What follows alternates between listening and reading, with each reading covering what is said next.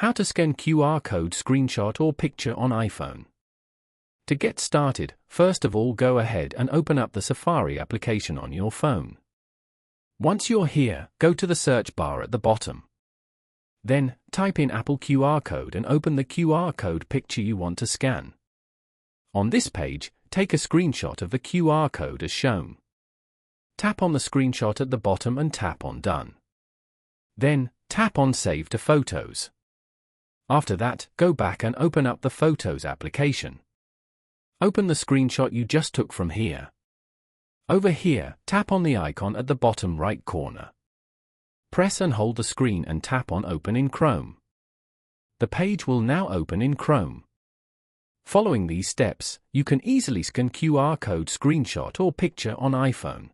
Thank you for watching. Please leave a like if this tutorial helped you, or leave a comment below if you have any questions related to the video.